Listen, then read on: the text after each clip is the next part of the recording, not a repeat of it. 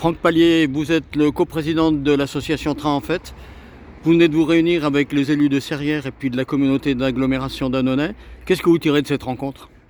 Encore une fois, c'est une belle rencontre avec des élus qui sont manifestement enthousiastes à ce projet et puis qui ont fait preuve d'une capacité d'adaptation aussi, puisqu'on ne leur a pas annoncé forcément des très bonnes nouvelles, puisque un arrêt à Serrières, ça paraît quand même très compliqué, et que c'est le seul arrêt qui était possible sur le territoire de l'agglomération d'Annonay-Rhodes, je crois que ça s'appelle.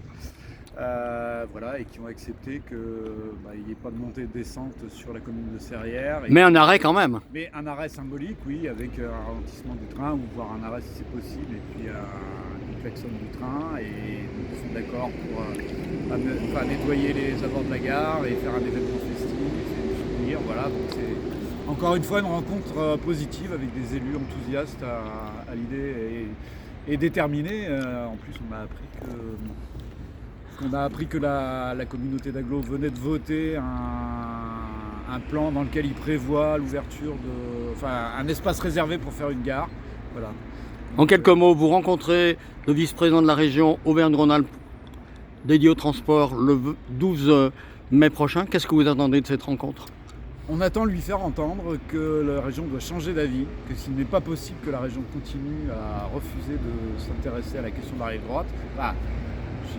J'exagère un peu, mais on ne peut pas accepter que la région se contente de rouvrir la gare du Teil pour monter dans les trains occitans.